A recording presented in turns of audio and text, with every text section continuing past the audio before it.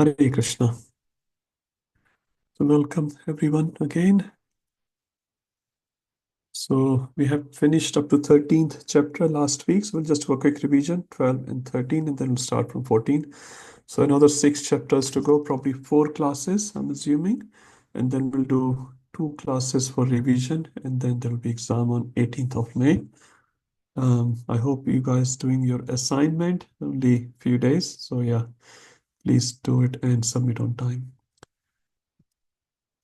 Okay, this was the chapter 12, which had few aspects discussed. We'll not discuss the whole thing.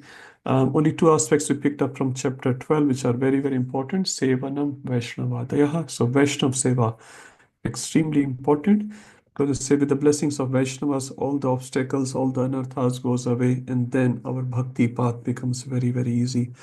The Guru Maharaj used to say, try to get the blessings of Vaishnavas. If you get the blessings of Vaishnavas, even the big problems, big obstacles can go away. So don't take it lightly, serving Vaishnavas. Yeah, sometimes it's difficult, but that's very pleasing. One speaker was saying, in the modern world, you can say, having relationship with the deities are very easy. You can be a pujari very, very easy because deities are always smiling. But having relationship with Vaishnavas are difficult because they give some feedback which sometimes hurts our ego. But if you're able to do their seva for their pleasure with the right mood, we also attract so many blessings. And these blessings pave our path back to Krishna very, very easily. So Vaishnava seva extremely important. Even Krishna and Ram, Chaitanya Mahaprabhu, they're also putting this in actually practicality and showing us. Even Shiv Puran, sorry, Padma Puran, Lord Shiva is saying, Aradhana Nam Sapesham Vishnu Aradhanam Param Tasmat Parataram Devi Tadiyam Samarcham. So even greater than worship of Lord Vishnu is the worship of his devotees. And worship here means following their instruction of these devotees. Because even if you say someone's class is very good, you can clap the hand, you can appreciate the speaker, but then you don't change whatever speaker has said in the class. So that appreciation is not appreciated correctly by you. But when we change as per the instructions given in the class by the Shastra, by the sadhu, then that is a real appreciation. That's what Prabhupada says. Physical meeting with the spiritual master may not be as important as meeting in words. Because when you meet in words, when you meet in instruction, that's the greatest meeting. One time my spiritual master was asked, have you met Prabhupada? And he said, no, but I meet Prabhupada in instruction, in service every day. So he was meeting with Prabhupada every day in his service, in his instructions. So that's a greater meeting rather than having a physical meeting. Okay, not read the evidences here. And the second was Urja Daro, which is Urja Vrat or Kartik Vrata, extremely important. All our acharyas have recommended this one of the part of bhakti of 64 limbs. So we should try to follow Kartik as much as possible. Again, lot of devotion for Krishna is the crux of it. Okay, chapter 13, this is the last 5 items, and Prabhupada has kept it separately in a separate chapter because they're so important. 5 potent forms of devotion service. And you remember what are those 5 items, which are the most potent, and even the smallest activity done in these 5 items can arouse bhava bhakti within the sadhaka. Anyone remembers the 5 items? Worshiping the deity, Okay, Giriraj Prabhu worshipping the deity. Yes, Prabhuji, or reading Srimad Bhagavatam, reading Srimad Bhagavatam. Thank you. chanting the Hare Krishna Mahamantra, Chanting Hare Krishna, definitely. association Association. with devotee, Association of devotees. and residing in Mathura or Vrindavan. Thank you, Prabhu. You have learned all 5. I hope we can also all learn and then follow, obviously. So now, as Giriraj Prabhu was saying, I'll just read the Sanskrit. It's very beautiful because it has some additions to it. So, Shraddha Visheshataha Pritihi. So, this is the adjective of deity worship. So, how we should do deity worship? With Shraddha, with faith, Vishesha, they are very, very important, and Priti. Sometime you can serve your boss as Visheshataha. He's important, huh? You can't mug around with him. But you don't have Preeti in him, huh? You may have some Shraddha because he will pay you money. Huh? Preeti is not there. So with the deities, we have to have Preeti, Visheshata. They are extremely, nothing we should take it casually. While you're on the home altar, on the temple altar, Shraddha, Visheshata, Shri Murtre, Angrani Sevane, उनके अंगों की सेवा. हाँ? They are not a statue, they are live Krishna. Uttamadhikari sees deity as good as Krishna. He does not distinguish. Does not distinguish. Second one, Srimad Bhagavad Arthanam Aswado. Khana hai, pina hai. So there's nothing like reading a book. Oh, Bhagavatam is so boring. I went to someone's house, he was saying, it's boring. I said, boring? Bhagavatam is boring. We're not reading Bhagavatam. That's why I feel boring. Acharyas are saying Arthanam. You should understand the Artha as per our Acharyas because we don't have much intelligence. So yeah, we need to read Artha and the purport as per our Acharyas explanation, and then we will do relishment. Sorry. And yeah, as we said, association of devotee. What sort of devotees? Rasikaiha. Rasikai means one who's tasting Bhagavatam. If we are in their association, then we'll taste Bhagavatam. Prabhupada gave a simple example. If we hang around with drunkards, we'll become drunkards. We'll hang around with chain smokers. We'll also have a desire to smoke or drink or whatever, those sort of activities. So similarly, when we hang about with devotees, you will have no other choice except to become devotee. The only problem is if your ego wall is little less. Sometimes our ego wall is very thick, very, very thick. And then their instructions can't pass through. We don't receive. We always think we are greater than them. Then we can't receive the instructions. Some of the Prabhupada disciples, they left Prabhupada. One time, Bhavananda Prabhu was telling in Sydney Temple on Prabhupada Vyas Puja, one of Prabhupada's servant who has served Prabhupada for a few months now. One day, Bhavananda Prabhu arrived where Prabhupada was residing, and Prabhupada said, I forgot the name of the servant.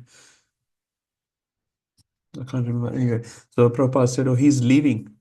Bhavananda Prabhu said, why is he leaving? And he said, because I said, Prabhupada said, man has not gone to the moon. Now, that's another topic in itself, but Prabhupada said, because I said man has not gone to the moon, and he doesn't believe me.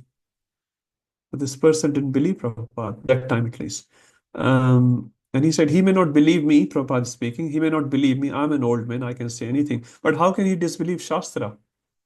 Now, Prabhupada only speaking from Shastra, but he's being so humble. He said, he can disbelieve me, I'm an old man, but how can he disbelieve Shastra? Moon is an heavenly planet. You can just not walk in with your some spacecrafts. Anyways, this person left. Another stories from other persons as well. Prabhupada used to cry actually when his disciples would leave. So sometime it happens even if you are with the association of such a highly advanced devotee, but you don't get through because the wall of your ego is pretty thick. You have done a lot of Vaishnava Brata probably. Anyway, so Rasikaiha Saha. So you have to hang around with Rasikaiha, not with any devotee, so-called devotee. I was shopping with devotees. I went to movie with devotees. I went to beach with devotees. That's not devotee association. Yes, you can go. That's not a problem. But that's don't justify as a devotee association. Devotee association means when you're really talking to a senior Vaishnava or Vaishnavi, clarifying your doubts about Krishna consciousness, and after that meeting, your faith in Krishna or Guru or Vaishnavas or for your seva has increased, not decreased. When you go out shopping, for example, your faith actually decreases. It's like, oh, see, look at these devotees, huh? They're living so nicely. They have such a big house. They have so many this and this things. My house, look at my house. So after coming with them, what has happened? Your faith in material world has increased. That's exactly opposite, actually. That's exactly opposite. So that's not Vaishnava association. So Rasikai says Sajatiya Ashaya Snigdha. Snigdha means mulayam, soft. Huh? This person should be soft, huh? Soft towards you. Should be able to understand you, able to pass the message towards you. Snigdha sadho sangha swato vare. Varan karna chahiye. Vare means we should choose that association. We should choose that. Chaitanya Prabhu says not only right-minded, but also, so not only like-minded, but also right-minded. Huh? Right-minded means coming from Shastra. Not they are been in Krishna consciousness for 25 years. With all due respect, they may not be the best devotee. You can still get something from everyone, but again, looking forward for those association from Madhyam Adhikari at least or Uttam Adhikari, that's the best utilization of our time. Okay, Naam Sankirtan, we all know Kalyuga Naam, Kalyuga Keval Naam Adhara Sumari Sumari Narutre Para, Kali Kale Naam Rupe Krishna Avatar. So in Kali Kal, our main practice by which we advance spiritually, Prabhupada said 99% of our advancement will come by chanting Hare Krishna. And this 99% method, we ignore 99% of the time. Not in terms of number, I'm sure everyone completes the number, but in terms of putting our attention. So our 99% attention, in many cases, certainly I can talk about myself, is not there. But actually, this is the most powerful. Prabhupada said every other activity is done because you cannot chant 24/7. One Prabhupada disciple, Mataji disciple, she got cancer and she was hospitalized, and there were only very few days left. So Prabhupada went to see her in the hospital, and she was very energetic before coming to hospital. She was doing a lot of seva. So she was very apologetic to Prabhupada. Prabhupada, sorry, I can't do any seva these days. All I'm doing is just chanting. And Prabhupada said, that's what you're supposed to do. But because you cannot chant 24/7, I had to arrange for so many other services for you. But actually, the point is, all these services are made by our gurus and our seniors so that we can start chanting 24/7 one day. Okay, did I lose my screen? You can still see the screen? Okay, for a moment it went frozen. Okay, so Nam Sankirtan, very, very important. And again, the best thing we should try to do, chant attentively. Sri Mathura Mandale, since we spoke about it, you can either physically do a Vrindavan Vas, definitely, that's a Vas. There's 4 types of Dhamvasi, anyone remembers? What are the 4 types of Dhamvasis? We have discussed this. Now, Avatar Prabhu,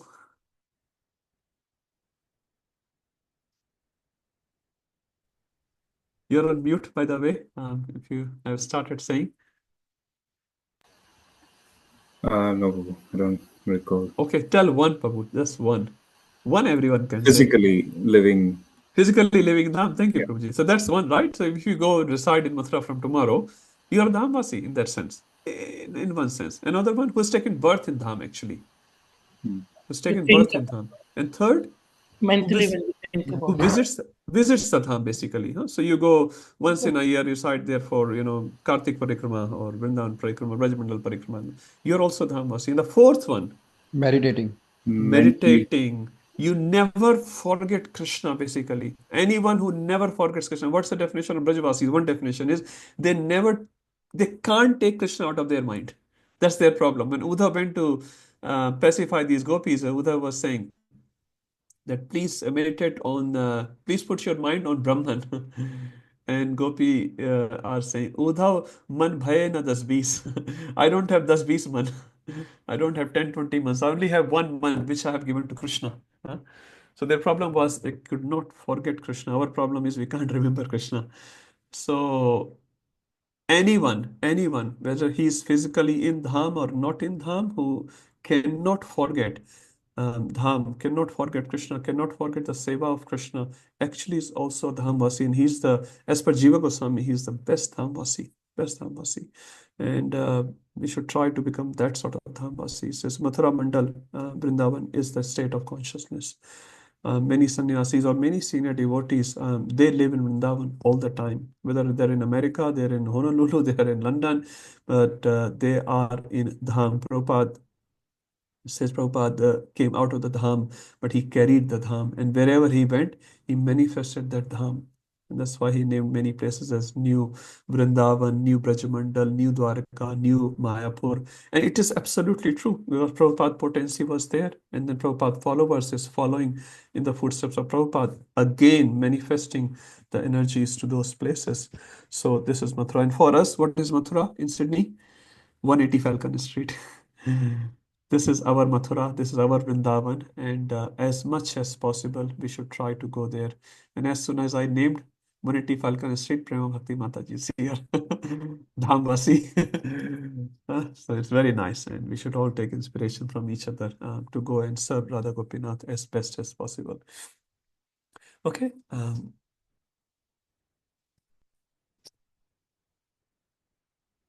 We already discussed all that. And it will generate bhava bhakti. Even the slightest attendance of these done carefully, sincerely, in a prayerful mood. Prabhupada also did this morning program, arranged morning program for all of us, which includes 6 hours of program, 48 angs of bhakti automatically gets performed each day if you follow that program nicely. Famous verse, I'll reread it because it's very, very nice. Sadhu Sangha Nam Kirtan, Bhagavad Shravan Mathrava, Sri Murte Shraddhaya Sevane, and 129. Sakala sadhana shrestha, a panch anga. Of all the sadhanas, these are panch angas, the shrest, the superior most are there. Krishna prema janmaya, a panchera alpasanga. Alpasanga. Alpasanga means even if you go dham for few moments, few hours, that will still give you the boost. Even if you do chanting, little bit chanting, it will give you boost. Little bit Bhagavatam reading or hearing Srimad Bhagavatam will give you the boost. Little bit devotee association will give you the boost. Very, very important. Okay, I'll not read all the details. This is proof of why we should read Bhagavatam, why it's the topmost. Rasaplayashu Bhidreshu Nityam Bhagavad Seva. All the Badras will go away by serving Bhagavat. So here Bhagavat refers to two Bhagavat, person Bhagavat and book Bhagavat. Out of person Bhagavat and book Bhagavat, which is more important? Question for all of you. We all understand there are two types of Bhagavat. Person Which, Bhagavat is sorry, say Mataji again. Person Bhagavat is Person more Bhagavat is important. more important. Okay. Anyone else have any ideas? I think So, Ramya Mataji, sorry, you're on mute again. Can you? I think both of them are important because Both of there's them are no important. difference in Okay, between. I will rephrase my question. You can only choose one. See, in one sense, you are all right, but again, just let's analyze it, and then we'll understand it very clearly, and we'll probably not forget for rest of our life. So, Ramya Mataji said both. Book Bhagavat. so Book Bhagavad is always there, so it's more important. Even Vapu, like we say, Vani, is gonna be always there. Mohit Person Prabhu. Bhagavad is very important, Prabhu. So Prabhu is person, Mohit Prabhu is book Person, Bhagavat. Because I heard in a person. lecture, Prabhu, I'm not sure 100%, because Person Bhagavat can correct you.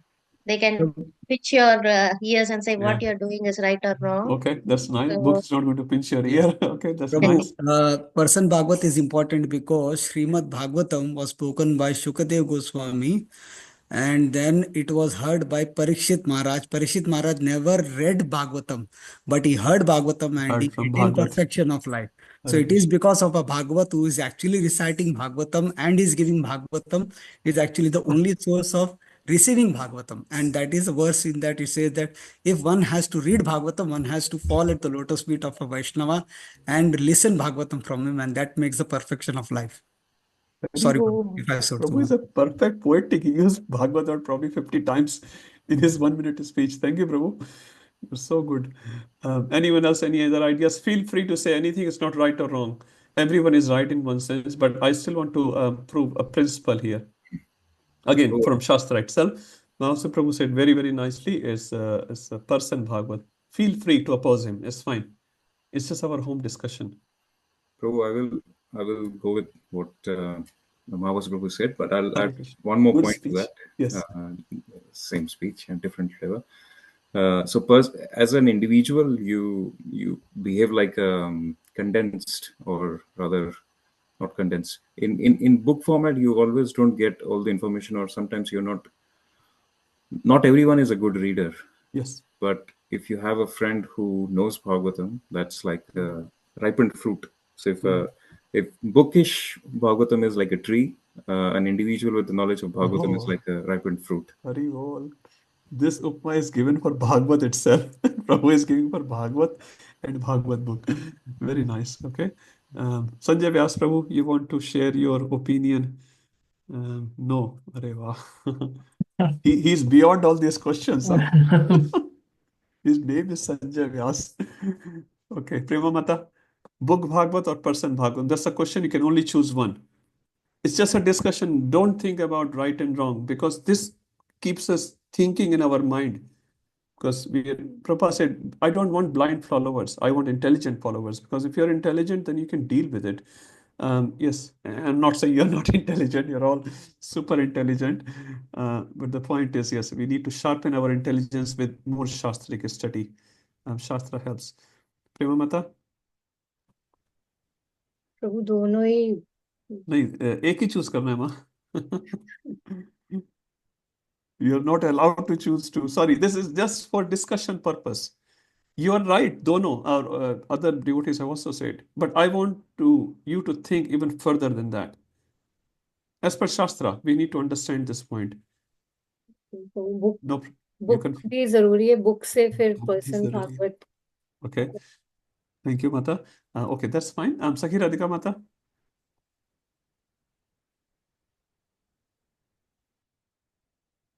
Prabhu, I think for me personally, book Bhagavad because it's accessible Thank you. first, and second, I don't have to go and like discriminate. Oh, this is the person Bhagavad or this is not a person Bhagavad. Good, So good I can point read the actually. book every day, and वैष्णव अपराध whenever से I बचेंगे.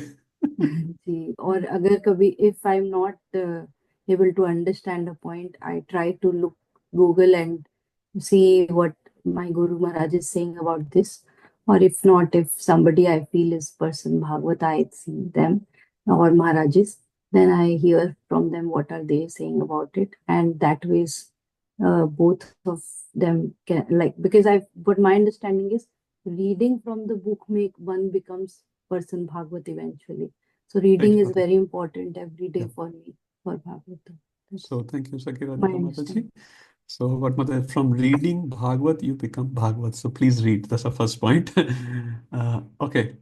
The conclusion is book Bhagavad is clearly spoken by our acharyas. Book Bhagavatam is more important. And the reason is given as well. Is again, it's not a blind conclusion. Thank you, Mohit Prabhu and Sakhi Radhika Mata and others. You have said the reason being person Bhagavad become person Bhagavatam by reading book Bhagavatam, isn't it? If there was no book, what are you going to, what's the standard? How you call a sadhu as a sadhu? Because he is not deviating from Shastra. So if Shastra isn't there, you can't call sadhu a sadhu because the barometer is Shastra. Now, some other also said, not everything will understand in the book and all that. Yes, that's why we need a guru, a sadhu as well. He can explain that Bhagavatam, which is inaccessible to us many times, if not all the times. Then he can explain. But he has become a Bhagavat, a person Bhagavatam from the book Bhagavat. So book Bhagavatam is the Praman. Now Shukdev Goswami, as some Mahasa Prabhu as nicely was saying, Shukdev Goswami gave this, and Parikshit Maharaj was hearing, yes, but Vyasdev had written it. Vyasdev had written it, and that is what Shukdev Goswami is giving, obviously with his flavor. That's no doubt. And after Shukdev Goswami, so many other acharyas in that parampara is giving more and more flavor. Jiva Goswami is giving his flavor, Sanatana Goswami giving his flavor. So everyone is enhancing the flavor. That's no doubt in that. But our acharyas explained very clearly, book Bhagavatam is the topmost in hierarchy, and then from that book Bhagavatam, a person becomes Bhagavat because you can match, you can tally. And that's why Harishori Prabhupada disciple, he wrote a book and he named the book as Prabhupada, the Living Bhagavatam.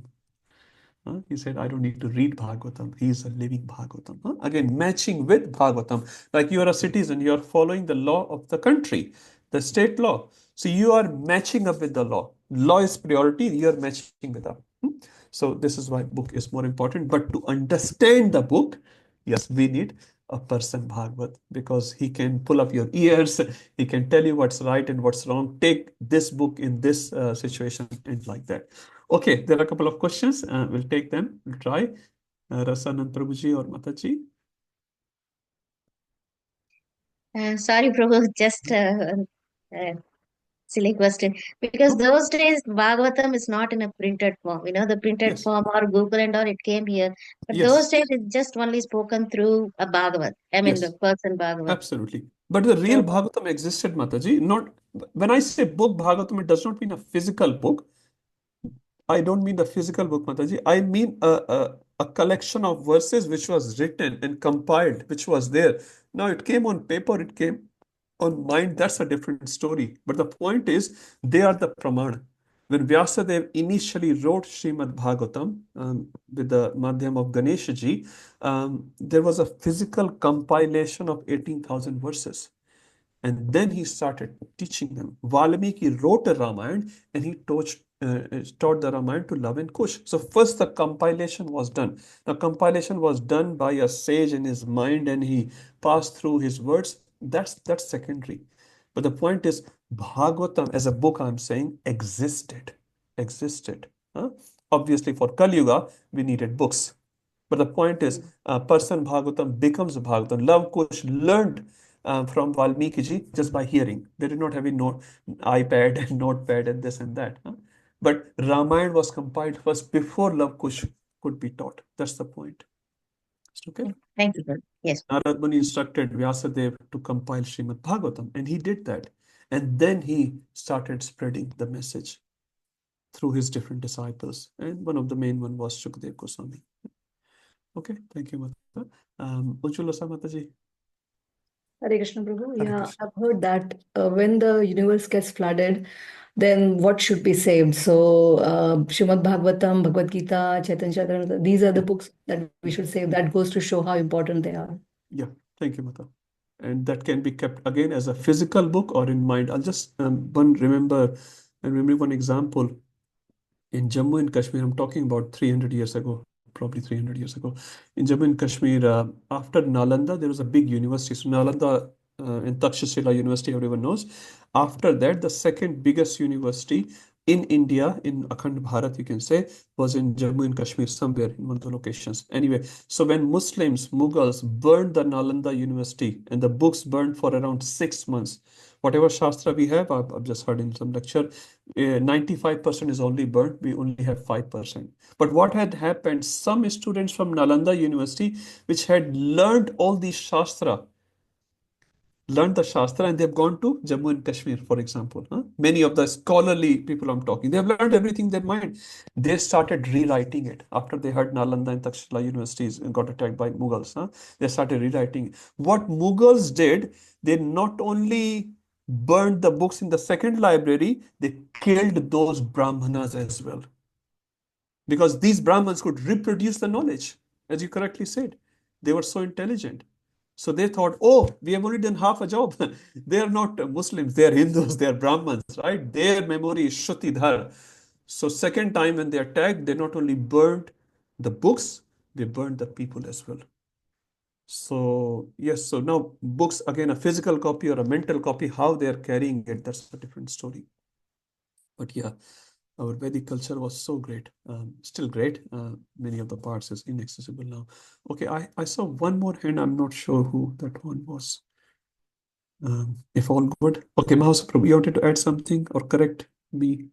in No, any way? Prabhu, I cannot correct you. No, please, anyone, anytime, please. Anyway, all that I want to add, I don't want to add anything, but then, yes, when you say Nityam Bhagavata Sevaya, Yes, right? We always say that Bhagavatam is not different from the person who is Bhagavat, like the yes, person yeah, who is reciting and yeah, living as per yes, Bhagavatam. yes, And well, the context which I learned so far was that because we are in Kali Yuga and no yeah, one has got intelligence, right? Forget uh-huh, about having proper intelligence. We don't have intelligence at yeah, all. yeah, yeah, So in that situation, it's actually Bhagavat who actually helps us to go to Bhagavatam. Not that Bhagavatam we actually got. To be honest, Prabhu, I don't know about Bhagavatam at all. It's only because of we following Krishna consciousness. Then we get to know there is a book called as Bhagavatam, and then we started reading. So in that sense, that was the reason I actually gave a justification that Bhagavata is important because nowadays without Bhagavata you cannot see Bhagavata. You cannot understand Bhagavata. It's impossible. no doubt about it. So we are not breaking that hierarchy, Prabhuji. What you are saying, definitely through Vaishnavas only we are sitting here, Prabhu. Why would we sitting here? We came to Sydney not to become Vaishnava. We came Sydney to earn money. Be honest about it, right? We came to earn dollars, not to doing any these sort of things. But through these devotees, we got to know. But again, the point in the principle, I'm saying, Prabhu, just the principle, they have become Bhagavatam after reading Bhagavat only. If the initial book Bhagavat mentally or a physical book wasn't there, then we can't match up. Like the state law has to be there so that you can be called as a good citizen. Like if you are following everything, if you're not following, you'll be called bad citizen. The comparison has to be done from the law book, and our law book is Srimad Bhagavatam. Yes, and as you correctly said, it is coming to us only through the person Bhagavat. definitely. Okay, Rasanand Prabhu. Prabhu, I just wanted to add, like in the first canto of Srimad Bhagavatam, the 6 questions asked, the Yeah. sixth question is, once Krishna leaves this world, who will Yes. the religion take shelter of? It's Yes. they say it's Bhagavatam. So Bhagavatam, nothing but Krishna himself, Yes. isn't So it? Krishna Sudhamo Pagate Dharma Jnanad Saha. So when Krishna went to Swadham, Dharma Jnana Adi, he has kept in this Bhagavatam so that Kali Yuga Jiva can take some light, and Bhagavatam has appeared like a Surya. Puranarko Dhunoditaha. Yes, Prabhuji. So that's absolutely correct. Bhagavatam is nothing but Krishna. And that's why we worship Bhagavatam as well. Literally, physical worship, and by reading and following, we are mentally, intellectually worshipping it as well. Okay, let's move forward. So I'm hoping everyone is reading Bhagavatam very well. uh, Please study Bhagavatam. This is the best utilization of your time. Even if you study 15 minutes a day, believe me, it will change your life. Even 15 minutes. Do not let even one day pass by without reading something from Bhagavatam. Something from Bhagavatam. Someone was saying it's very, very nice. I really like it. He says, after some time, your body will not accompany you. I'm saying your body will become weak. Huh? You may get some disease or some other mental problems, physical problems. Everyone may leave you, but Bhagavatam is the only thing which will never leave you. So your family may leave, your friends may leave, your money may leave, your health may leave. Bhagavatam will not leave you. So while you have your younger body, get a taste in Srimad Bhagavatam. So when the body is old and you have some mental troubles, you can just connect with Bhagavatam. Mahavishnu Goswami Maharaj, Viraj Prabhu's Guru Maharaj, so Viraj Prabhu was telling this nice little pastime. Mahavishnu Goswami Maharaj was addressing a group of devotees, of brahmacharis in Mumbai, and brahmacharis are asking Maharaj how to remain as brahmachari for a long time. Because it's not so easy in Kali Yuga, it's not so easy. So Maharaj answered very nicely, very sweetly. And Maharaj said, you should all get married. I said, what? We are asking how to remain brahmachari, and Maharaj is saying, you should all get married. And he said, Maharaj, come again. And Maharaj said, you should all get married to Srimad Bhagavatam. You should get married to Srimad Bhagavatam. Because that Bhagavatam will never leave you, will never cheat you, will never disappoint you. It will only enhance your life. It will only enhance your life. And the time you spend with Bhagavatam is the best time, is well spent time.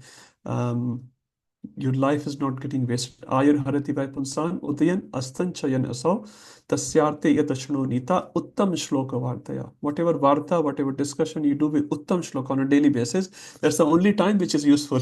The rest of the time is not so useful. It's happening as per karma. Whatever losses are coming, whatever profits are coming, whatever man, apman are coming, they're all as per karma. Spending time with Bhagavatam or Bhakti is not as per karma. So yeah. Okay, Lord can be spoken. Okay, last question will take Sakhi Radhika Mataji.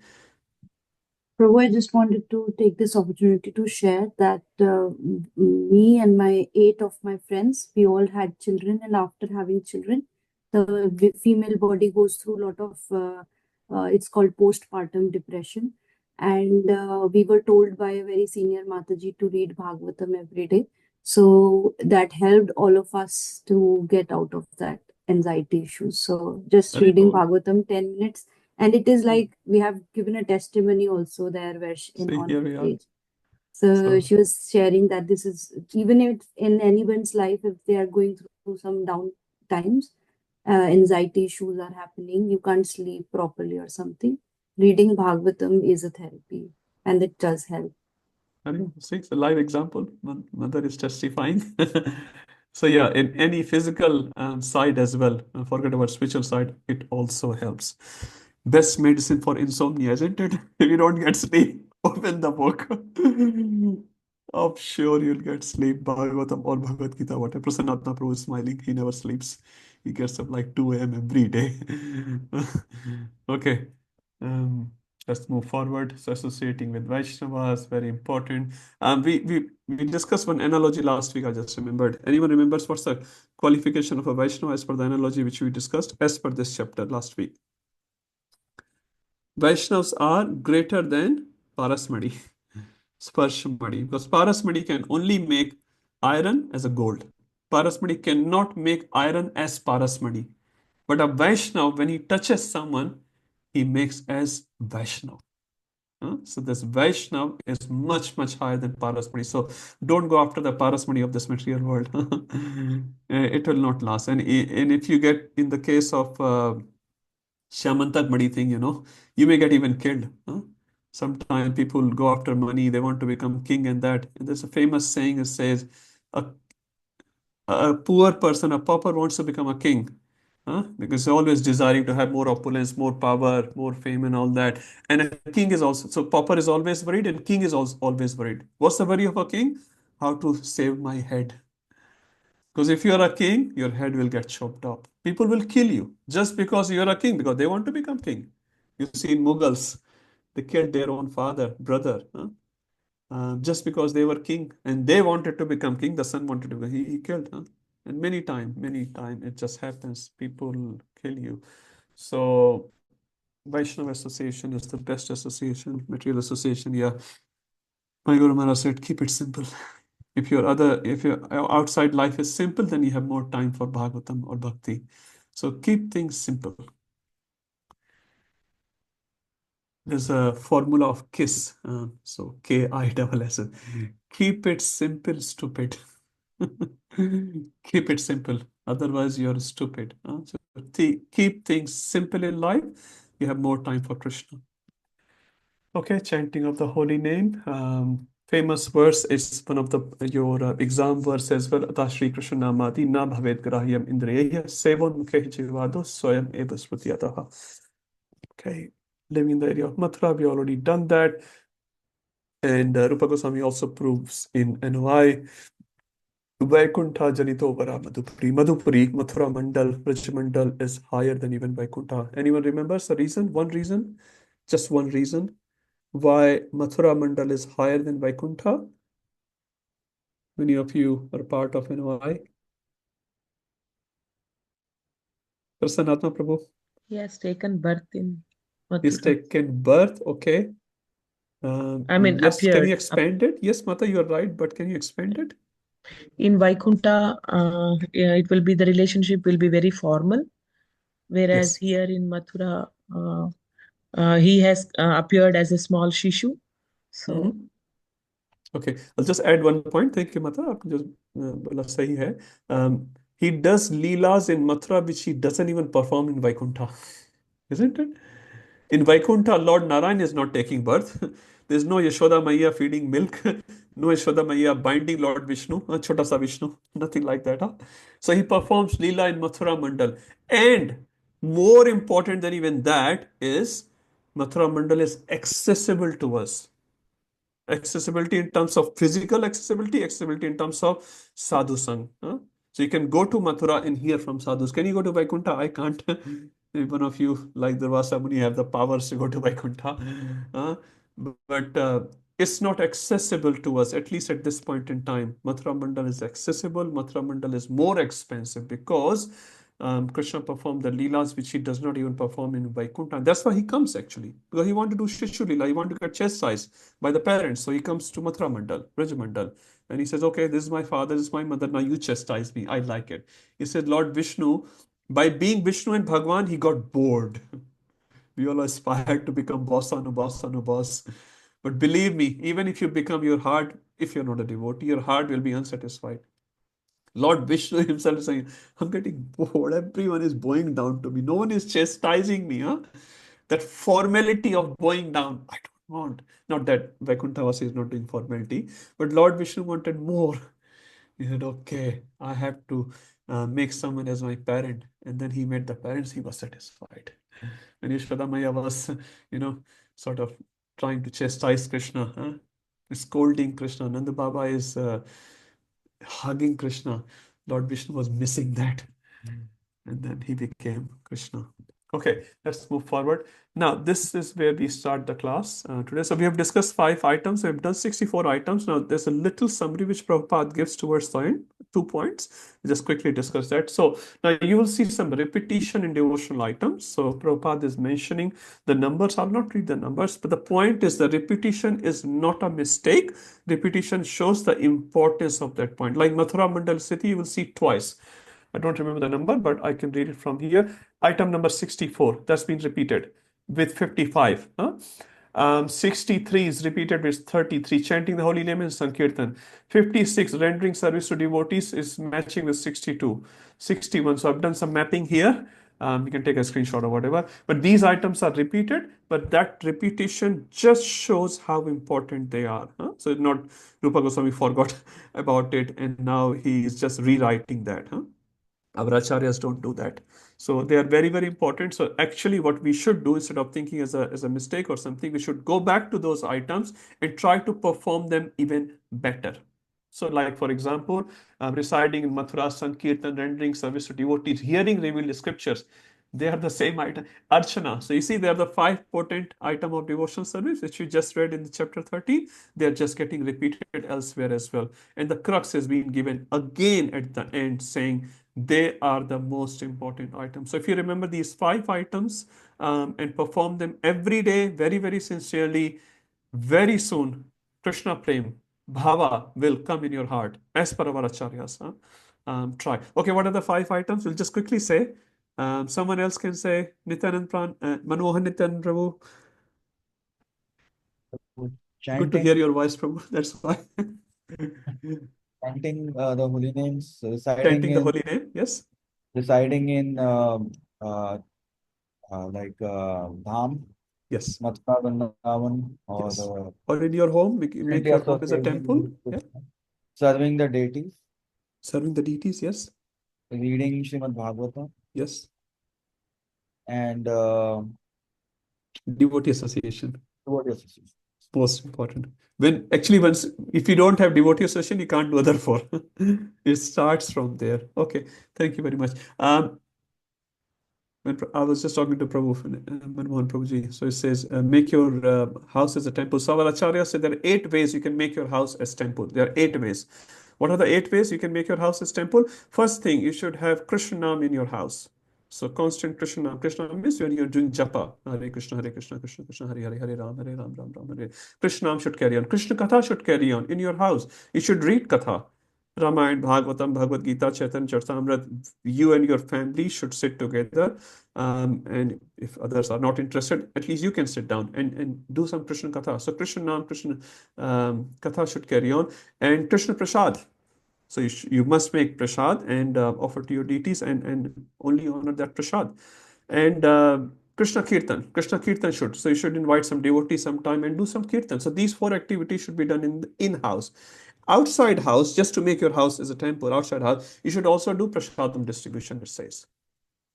Prasadam distribution, like whatever money you earn, make sure some part of that money is going for prasadam distribution. Some way or other, you should help in Sankirtan movement.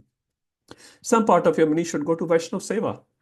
So some Vaishnav Seva, whatever you can do, a sannyasi, you can sponsor some trips, something or other. So always try to do Vaishnav Seva. Also, it's mentioned in Shastra, you should also do help to some poor people.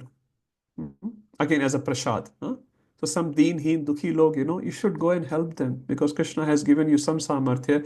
They don't have it. So again, not as a owner that I am the data. No, you are just a media. So not only a physical Vaishnava Seva, you should also do some Krishna Seva there as well.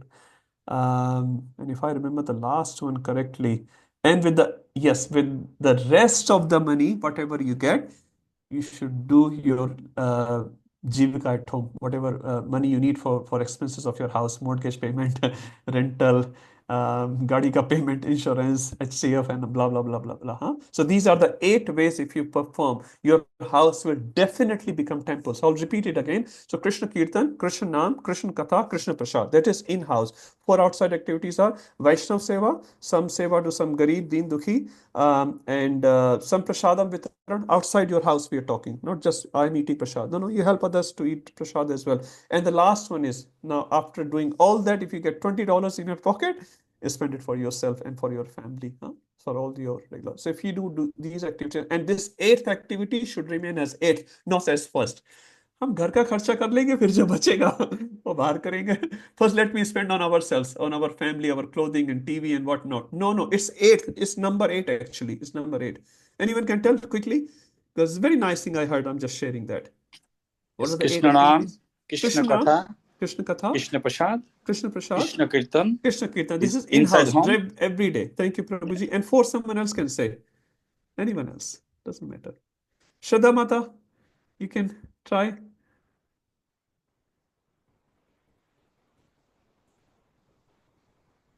Vaishnav Seva.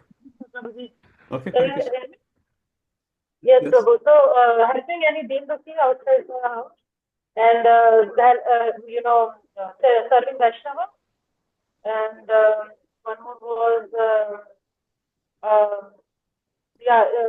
donating like for, sorry, I missed it. Yeah. Okay. Got your point, Mata. Last one. You got all Yes, four? and the last one, whatever left, then the last is like when you keep it for your Last family. is us, not us is first. Yeah, not So depending on please yourself. try to imbibe these eight things. Huh? And it's very easy. You don't have to spend millions of dollars. If you have $1, Radha Govind Maharaj was saying, even if you have one chapati, give half away. Because you're not going to get full in one chapati anyway. Huh? So don't say, oh, I only have one chapati. No, give something. Give something. It's not how much you are giving. The giving attitude should be there in a Vaishnava. Vaishnava is always giving. If you have half chapati, give one bite to other. Give to some bird, give to some animal. Just have this tendency. I am eating, I am getting this facility. Can I serve others as well? And if you have this service attitude, your heart melts very fast. Because if you have just taking attitude, एक ही चपाती है किसको देंगे? I only have 50 cents. No, give 10 cents. Give 10 cents. No, Krishna is not after your 10 or 20 cents anyway. But if you give 10, 20 cents to Krishna or for his good cause, you really see your life changes. You start forgiving others very, very fast. Forgive others as much as possible. Give to others. Serve others. Serve others. This life is meant for service. Giving service, not taking service. We are very good in taking. तो आप मेरे घर आएंगे तो क्या क्या लाएंगे, हम आपके घर जाएंगे तो क्या क्या खिलाएंगे. So Vijay Gopi Mataji, just a translation. When I come to your house, what are you going to feed me? And when you come to my house, what are you going to bring for me? It should be exactly other way. And then life becomes beautiful. Okay, let's move forward. No exaggeration. This is Prabhupada writing, so let's read that very quickly. Very nice. These various statements made about 64 items of devotional service are factual, so we should not have anything in our mind. Someone has just written a book like that, just to do some exaggeration. No. Shastra Vani cannot be exaggeration. We don't understand it. That's our problem. That's not Shastra's problem. Many things at our workplace we don't understand. Nityananda Manmohan Prabhu does this operation. I don't know how he does it. I don't understand. That's my problem. So, and we don't understand Shastra or Vaishnava. That's our problem. That's not Shastra's problem. Shastra is apaurushaya. Cannot be wrong. Cannot be wrong. Coming from God. They are true for certain devotees, but not necessarily for all. This depends on our sincerity. Obviously, if you're not sincere, taking benefit of the holy name, taking benefit of Vaishnavas, always the mercy will not come. Okay, a part of mercy will definitely come, but not the full mercy. Bilo Mangal Thakur and four Kumaras are the example. These descriptions, even if considered exaggeration, must be taken as they are in order to divert our attention from the fleeting material beauty to the eternal beauty of Krishna consciousness. So initially, even if you don't have full Shraddha, act as you have full Shraddha. Act like that. Keshav Maharaj keeps saying sometime, he says, fake it till you make it. Fake it. But while you are faking, don't think I have already made it. So you're faking as a Vaishnava. So fake it like good tilak, kanthi, mala, going for Mangala Arti, chanting your 16 rounds nicely, prasadam distribution and all that. But you're not a Vaishnava as yet, but you're faking it. But while you're faking, don't think I've already become Vaishnava. My heart has not changed. I'm not a Vaishnava as yet. But externally, I am following the instruction of my Guru. And that way, one day you will become Vaishnava. Srila Rupa Goswami explains that the result of these items are not overestimation. They are true in certain cases and are intended to describe the item's potential for evoking Bhava Bhakti when executed offenselessly. So that's the key word. Example given as of Ajamil. Ajamil was so sinful, but he could take the darshan of Vishnudutas quite quickly. Now, Jiva Goswami also describes the history of Ajamil, and he does mention Ajamil actually had performed a lot of devotion earlier. But if you just take that life of Ajamil described in Srimad Bhagavatam, even he was a Karmkandi Brahman. He was a simple Karmkandi Brahman. But later on, with some seed earlier sowed in his heart, he transformed completely. And within 15 years, he went back to Godhead physically. Okay, sometimes these 64 activities are said to reward one with various worldly benedictions, but Srila Rupa Goswami explains that they're simply a way of attracting mundane people to devotional service. The actual result of these 64 activities is Bhava Bhakti, which you're going to read soon. Okay, so don't stop, keep going. Some mundane benefits may come. It's called Taranga Rangini. Vishnu Thakur has given 6 things there. So last one is Taranga Rangini. If you want details, contact Sanjay Vyas Prabhu. He has made a video on that, if I'm not wrong. Taranga Rangini means you get attracted to the fringe benefits which devotional service may bring upon the line. So while you're journeying, some people start saying, Hare Prabhuji, you are so great. Malyarpan and this and that. And you feel, yes, I have become a Maharaj now. So they are called fringe benefits. And that can take you backwards, actually. So we should not think we are there. Devotional service is not so easy. Okay, conclusion.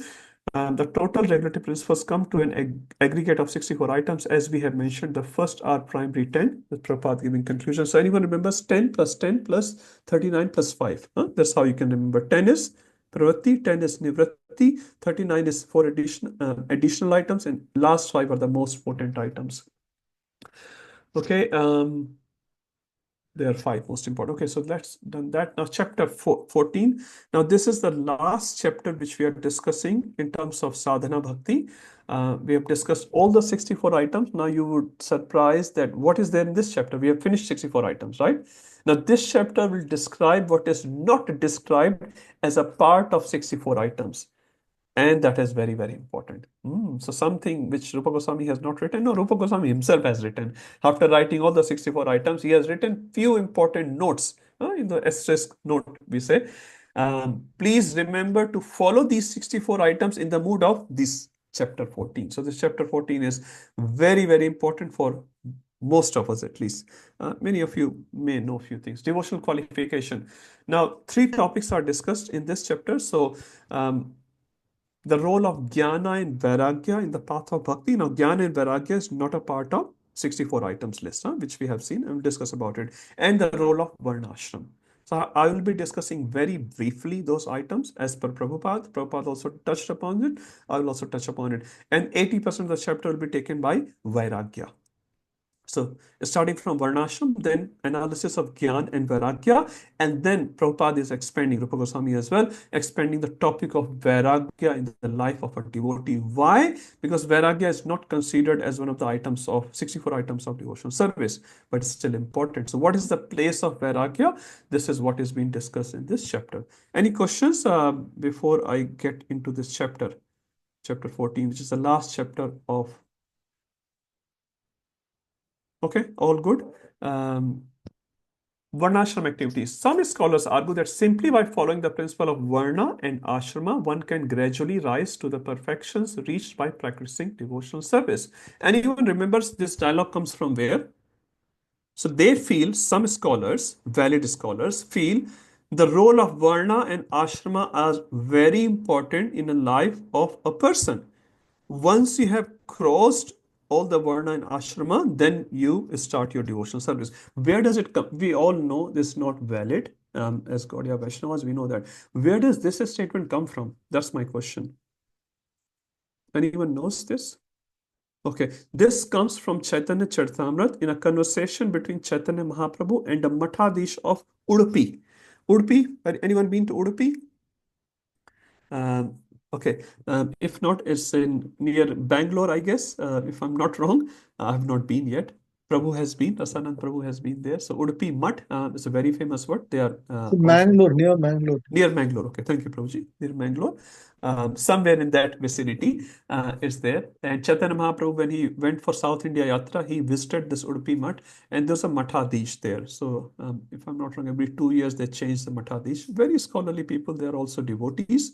But as per them, the Varna and Ashram works in a linear way. Linear way means if you're a Shudra by material birth, I'm saying, then in next birth, if you do Shudra activities nicely, next birth you will become a Vaishya. From Vaishya, if you perform nicely, you become a Kshatriya. From Kshatriya to Brahmana. And from Brahmana, if you perfect, you go back to Godhead. That's what their feelings are. Huh? And then you have to perform Varna and Ashrama perfectly. That's what they consider, that's what they teach. So it's in that their sense, it's very, but Chaitanya Mahaprabhu denied it. Denied it on the basis of Shastra. Anyone, say for example, Shudra, and you see many devotees in our Shastra, in our books, you see there are many lower caste. Lower caste, when I say, they've taken birth in lower caste or outcast, but they were great Vaishnavas, one of the greatest Vaishnavas. They may be externally fully literate, but they became the greatest Vaishnavas. So Chaitanya Mahaprabhu easily defeated this argument. He's saying, material birth, material varna and ashrama has nothing to do with bhakti. That's just a point where you're starting this life from. You're starting your life from a Shudra family, for example, or a Chandala family. But that doesn't matter, because later on, if you get good Sangha, you can become a pure Vaishnava. Not only you can become Vaishnava, you can make thousands of Vaishnavas. Famous example is Mrigari, Valmiki Rishi. So many examples in Shastra where the birth did not matter. Even birth as human doesn't matter. We discussed about Jatayu, Hanumanji, and Squirrel, Shabri Mata. So many. Huh? So this Varna and Ashrama, which sometimes in material society people say, maybe Brahman hu, maybe Janeyu pehanta hu. I also have Janeyu. I'm also Brahman. And they may be drinking alcohol in the night. They have no conception of what's the meaning of word Brahman. But they call themselves as Brahman because they have just taken the birth in a caste called Brahman. That can be anyway. But this argument is not accepted by great authorities. Now look at this picture. Everyone knows this picture. I know that. What is the speciality of this picture? Yes, Prabhuji. Okay, first explain what this picture is and then the speciality. Anything which you know about this picture, Prabhuji? The picture is about like Chaitanya Mahaprabhu is representing both Radha and Krishna. And Yes, Prabhuji.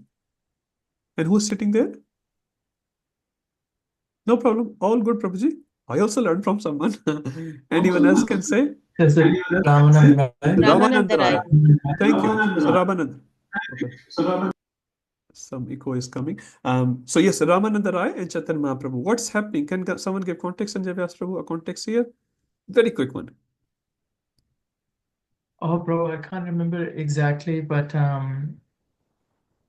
I can't remember exactly, but Mahaprabhu sort of reveals his form to Ramanand Rai. Yeah, so just the context, Prabhu, just before that. So that's the end which you are talking, Prabhu. So this is happening where? Discussing. Where? South India. Godavari. Chennai, Madras, whatever you want to call it, on the banks of Godavari. Thank you, Godavari Mata. River. He's the governor of Madras. He's a Raj, he's a royal servant, you can say. He's a governor, and he is speaking Krishna Katha to Chaitanya Mahaprabhu. Now Chaitanya Mahaprabhu is who? He's a Brahman, he's a sannyasi. Rai Ramanand is a Shudra, by birth I'm talking, right? He's a Shudra. Now a Brahman should be speaking, Shudra should be listening. What's happening here? Shudra is speaking, Brahman is hearing. Now that is his Varna. Ashrama. He's a Grahastha. And who's Chaitanya Mahaprabhu? He's a sannyasi. Who should speak and who should listen? A sannyasi should speak, Grahastha should listen. But it's other way. Somehow I can hear my echo. Everyone can be put on mute. I'm sorry. So although he is a Shudra by birth, by Varna and Ashrama, both ways he's down than Chaitanya Mahaprabhu, but Chaitanya Mahaprabhu put him on the Vyasasana and said, you speak. you speak, and he speaks the whole katha. Huh? So the point here is Varna and Ashram. Chaitanya Mahaprabhu giving a live practical example. Not only he spoke, he gave a live example. He said, "No, Rai Ramanand, you speak." Huh? So Rai Ramanand is speaking to Chaitanya Mahaprabhu with a clear live demonstration, practical demonstration by Chaitanya Mahaprabhu. What I am speaking, I am doing it as well. So for me, it's not like I'm just speaking it. I'm a sannyasi. I'm a Brahman by birth, but I'm listening from a person who's by birth a Shudra and a Grahastha, and he's in government service. He's an engaged person, but I'm hearing because he's a Vaishnava. He's a Vaishnava.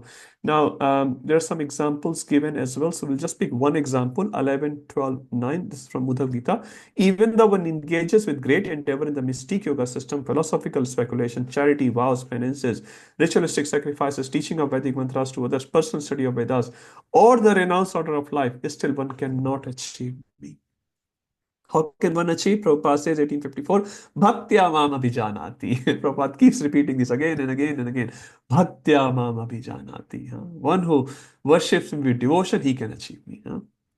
न तपसु न वेदेशु न ज्ञानेशु तप से ज्ञान से दान से you cannot achieve Krishna by alone. You cannot achieve Krishna, but with love you can achieve Krishna. So the point is, varna and ashrama may be important in outer world society, but in bhakti, bhakti is independent of varna and ashrama. It doesn't matter. You're a grahastha.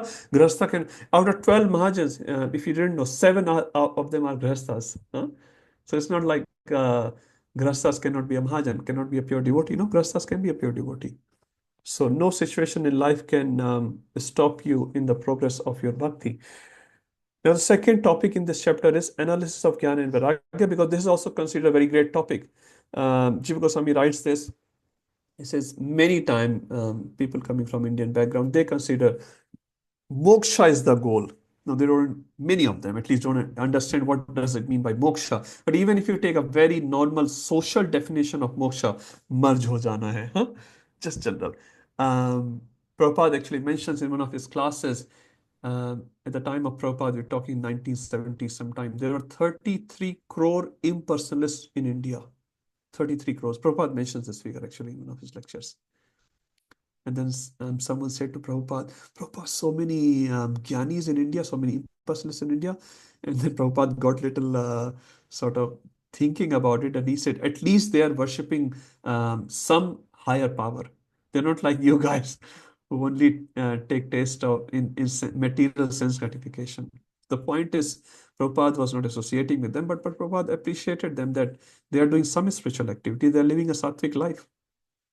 There's a verse in Sanskrit, and I can't remember the verse. It says, said by Charvak. Charvak was a rishi in India, and he said, even if you have to beg, borrow, and steal, get the money and drink ghee. He said, beg, borrow, steal, get the ghee. Because he said, when you die, who's going to repay the loan? When the deha, when this body is finished, everything is finished. So just beg the money, borrow the money, and drink ghee. And some of Prabhupada disciples said to Prabhupada, even the Indian rishi is saying like that. Prabhupada again got a little offended. He said, Bharat का ऋषि था इसीलिए घी पीने के लिए बोल रहा है, दारू पीने के लिए नहीं बोल रहा है. Because he was a sage from India, he is asking to drink ghee, not alcohol. So Prabhupada was like, we are from a culture which is the greatest, even impersonalist. He sort of opposed that. He said, at least they are doing worship. They are doing some higher worship. They're living a sattvic life. Anyway, coming back to the point is sometimes they consider jnana and vairagya is very, very important for spiritual life. If you're going to temple, प्रभु आपका लड़का ISKCON जाने लगा है, बचा लो. Save your boy. He's going to ISKCON. Yad gattva na nivartante. His habits must change. His habits must change. He cannot come out without any change. If he goes to Ganesh Mandir, Durga Ji temple, Shiv Ji temple, people are very happy. Yeah, मेरा लड़का सुधर रहा है. My boy is getting on the right path. But as soon as you go to ISKCON, Hare Krishna. ISKCON वाले brain wash कर देंगे उसका. Because they think he'll become brahmachari, sannyasi. My girl will not get married and blah blah blah. They have just no conception because they have this conception in their mind somehow or other. This because Shankaracharya, it says when Shankaracharya was here in his physical form, his impact on the society was much higher than the impact science has on the modern people. So Shankaracharya, whatever he said, that's it, that's it. Now, we have explanations of Shankaracharya's statements as well. But the point here is jnana and vairagya sometimes take a lot of space in our head, but in bhakti, it doesn't matter. And Rupa Goswami proves that. So let's read few lines from Prabhupada. Jnana, cultivation of knowledge, and vairagya, cultivation of detachment, may preliminary help a new devotee to focus on Krishna by freeing him from distracting attractions of sense to sense objects. However, in practicing jnana and vairagya, one's mind is not directly fixed on Krishna. It is absorbed in philosophical discrimination between matter and spirit. So, although we are also reading this knowledge, but as we remember from NOD, Anyabhilashita Shunyam Gyan Karmadhya Anartham, that definition, our Gyan of Krishna is Bhakti Anukul Gyan. It's not Bhakti Pratikul Gyan. Whatever Gyan, whatever knowledge we are reading about Krishna, that is supposed to bring us closer to Krishna. That knowledge we are just reading to understand how great Krishna is, what he does for us, what is our relationship with him, and that knowledge brings us closer. So we are not talking about that jnana here. What we are talking here, just the jnani jnana, just the Atma Gyan, where they consider Brahma Satya Jagat Mithya. That Gyan we are talking, which is Bhakti Pratikul Gyan. So when you are focusing on that Bhakti Pratikul Gyan, what will happen? Your priorities will change. Your priorities will change. And that Jnana will lead to Vairagya. If you remember in Chaitanya Charitamrita, once the elder son of Sachi Mata and Jagannath Mishra, Vishwarup took sannyas. That time Nimai was very, very young, very young. And what Chaitanya Mahaprabhu's father said, Jagannath Mishra to Sachi Mata, now Nimai will not go to school. And Sachi Mata is like, why? Vishwarup took sannyas, and now father is stopping the second son to go to school, because if he goes to school, if he reads jnana, he will also become vairagi. So my first son became vairagi because he read too much jnana. Now my second son will also become vairagi because he will read jnana. So that is also been shown in the scriptures.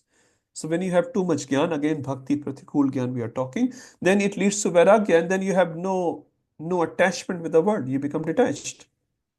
We have examples in Shrimad Bhagavatam. Again, good example. Narad Muni teaching the Daksh Prajapati sons, 10,000 sons in one lot, 1 hour class, 10,000 brahmacharis. That's a fantastic preacher. In 1 hour, he made 10,000 brahmacharis. That's really nice. And then second class next year again, 1,000. 11,000 brahmacharis never went back home.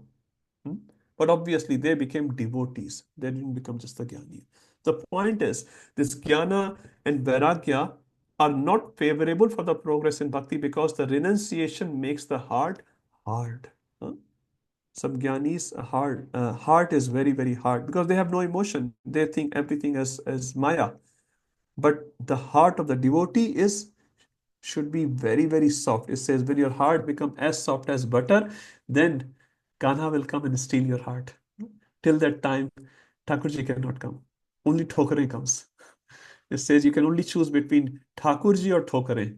You choose Thakurji, all the love is there. If you don't choose Thakurji, what will come? Thokare. Vijay Gopi Mata, you understand Thokare? Beatings of the world.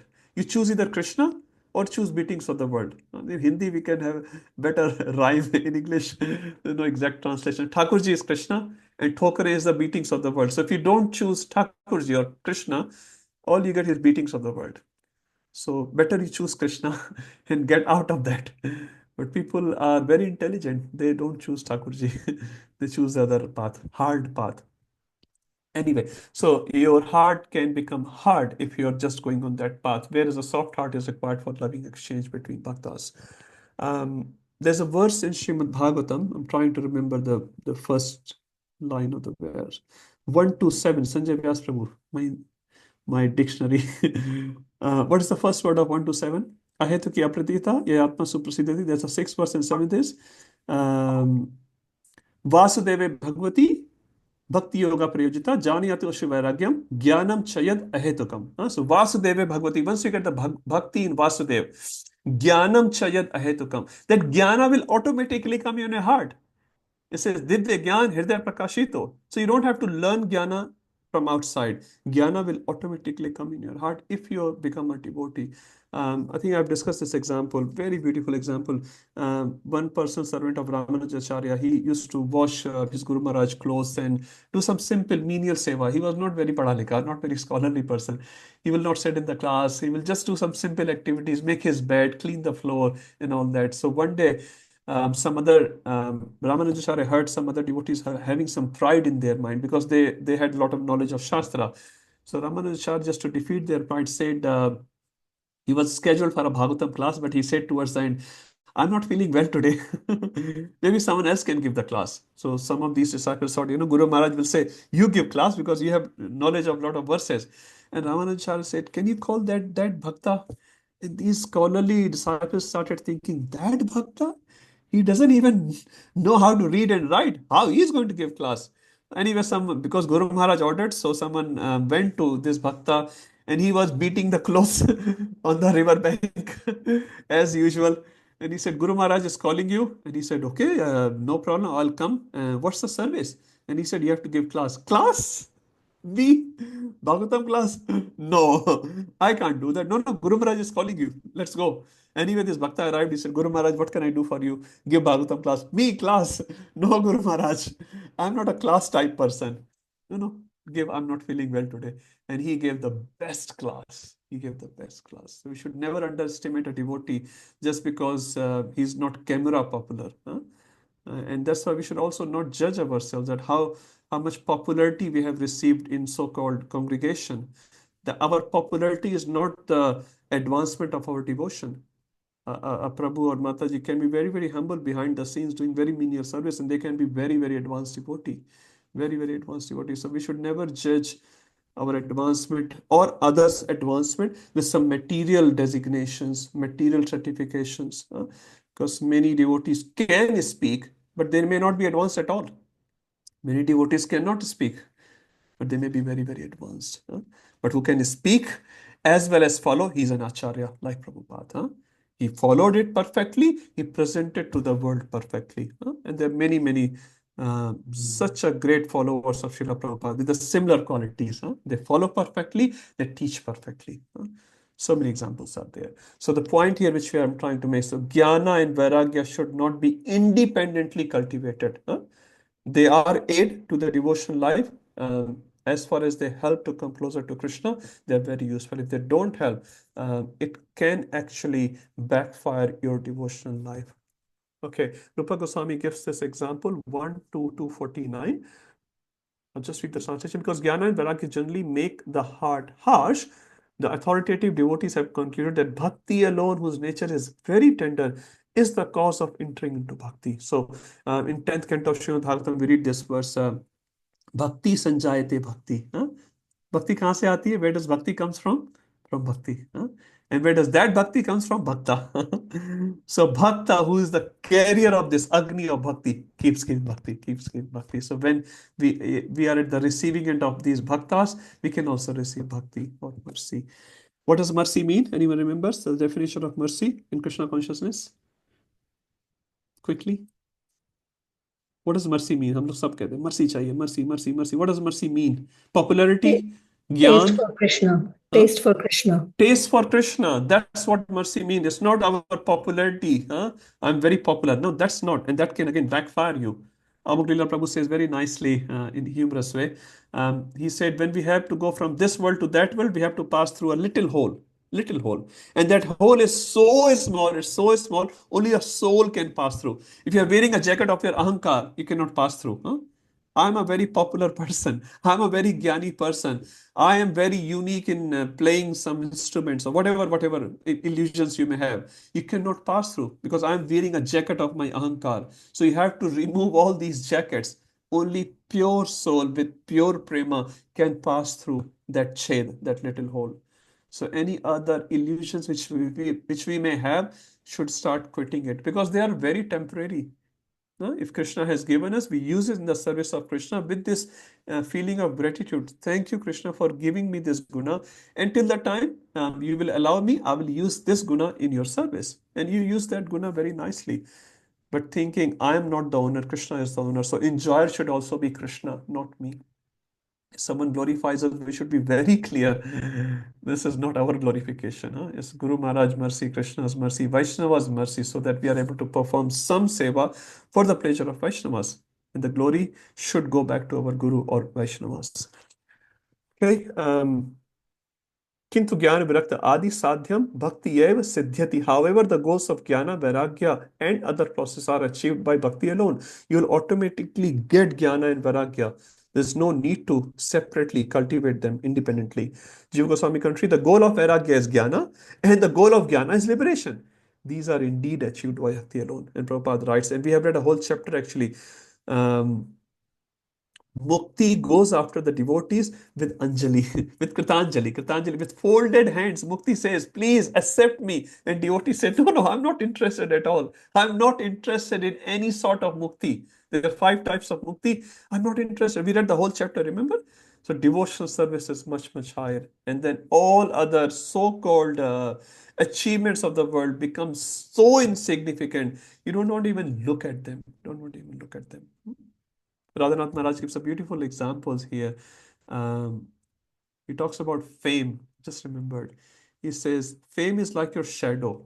When you go away from your shadow, shadow follows you, isn't it? But when you go towards your shadow go away from you. So when you're trying to get very famous, for example, very, very famous, so if you're going for the fame, fame will go against you. But when you are not looking at the fame, fame will come with you. As Radheshyam Prabhu says, don't try to become a great devotee, try to become a good devotee. Great devotee means, yeah, I am so great, everyone knows me, everyone recognizes me. No, become a good devotee. So our aim should be to become a good devotee. When Krishna looks at us, Guru Maharaj looks at us, they feel, oh, it's a nice. My Guru Maharaj said once in a class for someone else, for Gopi Parandhan Prabhu actually, very, very senior disciple, a lot of work for Prabhupada. Maharaj said actually certified. He certified very few people, at least in my knowledge. And Gopi Parandhan Prabhu was one of them. And he said, he well spent his life. He well spent his life. And he said this thing for 2 other Vaishnavas in front of me. Again, I spent very little time, but what I'm saying, he was not just like glorifying anyone and everyone. Like, yeah, he did a lot of work. Gopi Pranatan, he said he well spent his life. He said, make sure when we leave this world, Vaishnavas say the same thing for us. This person well spent his life. So how you will be remembered after you leaving your body? You should make some plans now. How I will be remembered? Again, in a positive way, not in a negative way. We also remember Ravan, Hiranyakashipu. We also remember them. Every day we actually chant Hiranyakashipu's name, isn't it? But maybe not that way. We want to get remembered. We want to get remembered that when we leave, Vaishnava say, he was a nice person. He was a nice Vaishnava.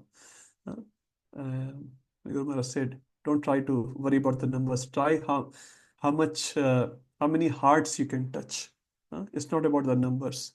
Numbers can be 2, 3, 4. It doesn't matter. But you should touch the heart.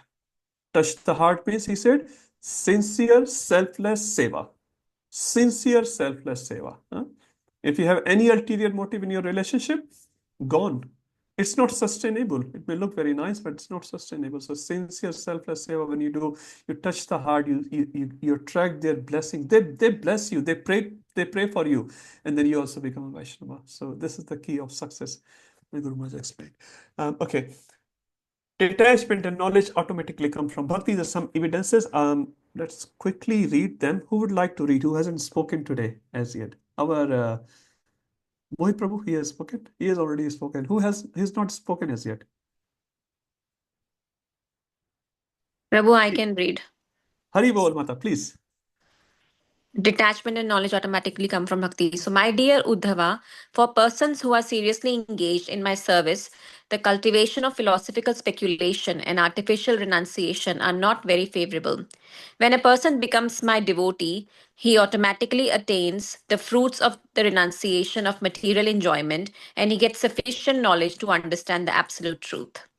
Thank you, Mataji. So this is again from Uddhav Gita. Krishna is explaining to Uddhava clearly. So many verses are there. So many verses are there.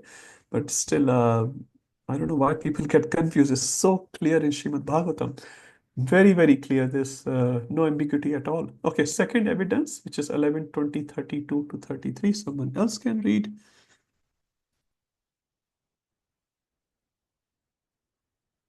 Anyone? Come on, read. I will read it, Prabhu. Sure. The second one, everything that can be achieved by fruitive activities, penance, knowledge, detachment, mystic yoga, charity, religious duties, and all other means of perfecting life is easily achieved by my devotee through loving service unto me. If somehow Mataji, or I'll just stop here. It's very beautiful. Yeah?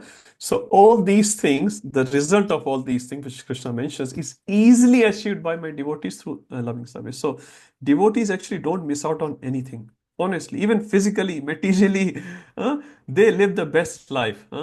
They live in the best houses, they eat the best prasadam, they meet with best devotees, they have the best clothes actually. They look the most beautiful people. You really look at them, they look beautiful. And they are so sober and they have no conditions. So even physically also, you have all the reasons to be with the devotee. And the second line, Krishna says, this is very beautiful, the second line. if somehow or other my devotee desires promotion to heaven, liberation, or residence in my abode, he easily achieves such benedictions. So if you have a desire to go Sargaloka, Krishna is promising it. You will get that better, don't worry. Prabhupada was once asked, will all your disciples go back to Godhead? Anyone remembers what was the response was? Will all your disciples go back to Godhead? What was the response of Prabhupada? He said, Prabhupada no. said some of them will go to heavenly planets. Many of them, he said, Many of them. actually, many of them will go to heavenly planets. And he was asked why? Because they have desire. They have desire. But eventually they will all go back to Godhead. So the point here is, even if you have some subtle desires, don't worry too much about them. Just give yourself. So, akahma sarvakamo va moksha kama udardi tivrena bhakti yogena. Bhakti yog tivrata se karna. Don't worry about, I have a desire to earn money or become famous and blah, blah, blah. It will just go away in the meanwhile. Don't focus on them. Tivrena bhakti yogena. Whatever seva is being given to you, you do that perfectly. As perfect as possible. That's it. If that's your seva, jhadu lagana seva hai, you do the best jhadu in the whole world. There should not be even one speck of dhul there. If you want to wash your clothes for your Guru Maharaj or a senior Vaishnava, do it perfectly. Perfect. Then that is your seva. Book distribution is given, do it best. Pujari seva, do it best. Preaching seva, do it best. Cooking seva, do it best. That's it. By doing that seva for the pleasure of Guru and Krishna, you will become pure devotee. So don't worry too much about it. And if that happens, it just happens. It will just happen on the way. In second canto of Srimad Bhagavatam is written, there are two prakars of mukti. Even Bhagavatam is speaking that in second canto as well. Krama mukti and sadhya mukti. Sadhya mukti means the devotee goes straight back to Krishna, straight back to Goloka. And krama mukti means kram se jata hai, gradually. Thoda, let's look at Sutal Loka, let's look at Patal Loka, let's look at Bali Maharaj Loka, let's look at Swarga Loka, let's look at this Loka, that Loka. He will take time, detours. Eventually he will reach there. Because the seed of devotion will have to fructify, What is the essence of it? Fixing the mind of Krishna is the most essential part of sadhana. What is that verse from Vishnu Puran? Smritabhya satatam Vishnu, smrityo najatachit. That's the mool mantra of everything. Vishnu should always be remembered. Radha Gopinath should always be remembered. Since Jnana and Vairagya fail to do so, they are not items of sadhana bhakti. Bhanu Maharaj translating this 1, 2 to 54. All right. If a person has a taste for worshipping the Lord, even though he has a strong material attraction, so attraction will be, for the most part, destroyed during sadhana without resorting to Vairagya. Such a easy path given. So many promises are given by our acharyas. So all these attachments, they will go away. They will go away. You just keep performing bhakti. An example again, spoken by Prabhupada. If a little child, he makes his nappy dirty and he's crying. So mother will not say, first you clean up your nappy and then come to me. The child has to come to mother as it is, isn't it? As it is. As it is includes the potty of the child. So mother will pick up the child and clean up the child. All child has to do, and the higher you do, the higher mother comes. The faster mother comes. Mother in the kitchen and doing the household work, But when the child cries so sincerely, mother runs to the child and said, "हाँ बाबा क्या करना है? सब्जी जल रही है, दूध उबल रहा है." She will leave everything and come to you. हाँ?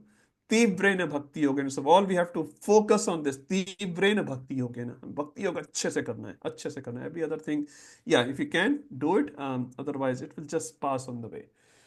Now we come to the real definition of this vairagya. It's a famous one which we read every week. We'll read it, try to understand, and read some Prabhupada. Of course, it's very, very important for, I feel, at least important for me, and very practical for our life. Can be very useful as well. Okay, who will read this verse without looking? Everyone know this verse? Anyone who has not spoken today? I don't know. Giriraj Prabhuji, you want to say this verse? No problem. If anyone else, come on, anyone. I can read by looking at it.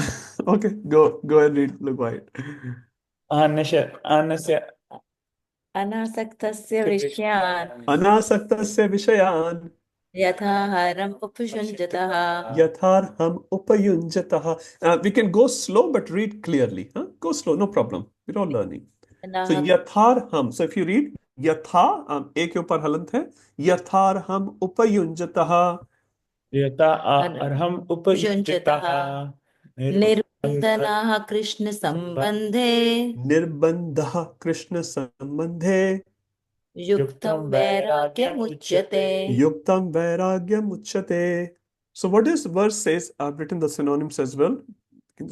Very easy verse actually. Anasaktasya vishyan. Anasakt. Anasakt means, so there's a word called asakta and anasakta. Asakta means, no one knows?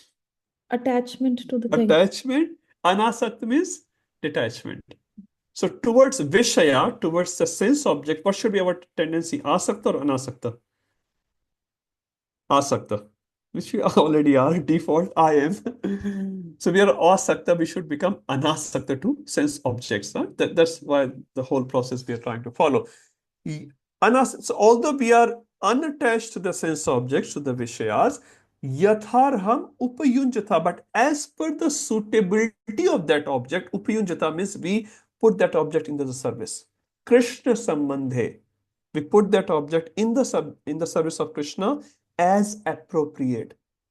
Nirbandha, and if you do that, you will not get bondage actually, you will not get bondage. Arjun, while fighting, he's not getting bound. Actually, Arjun was scared. I'll get bound. Krishna says, no, if you do it as a service, you will not get bound. So when we do our job, when we are serving our children, when we are earning money, maintaining all the other things of the house, we may not get bound if we do that as a service to Krishna. Otherwise, definitely we'll get bound. And that is known as Yukta Vairagya. Uchyate. Uchyate means known as. So what is known as Yukta Vairagya? You personally should be unattached to the sense objects, but as appropriately, if you can engage those sense objects in the service of the Lord, then you become nirbandha, and that is known as Yukta Vairagya. Now, before we get inside the Yukta Vairagya, just read this translation of Srila Prabhupada.